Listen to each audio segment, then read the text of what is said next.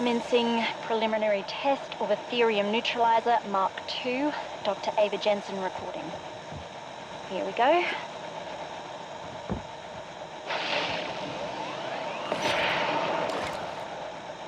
Despite the considerable hurdles we faced with the prototype, this iteration already promises to be a marked improvement over its predecessor. In a nutshell, our prototype generated a field that destabilized Ethereum at an atomic level. It isn't enough to shatter its crystalline form. For true neutralization, we have to achieve nuclear decay, transforming the element into a series of harmless isotopes.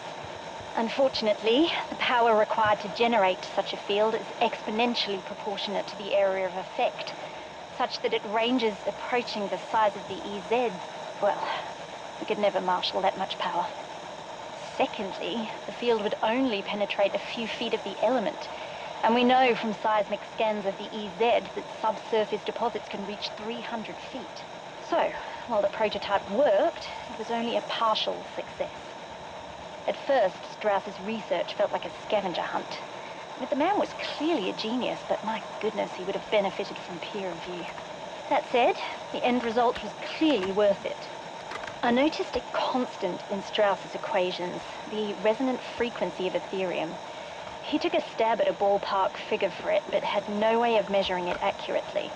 Well, it's not the 1950s anymore, so with the help of Dr. Barrera's field team, we got a reading, accurate down to 10 to the minus 12.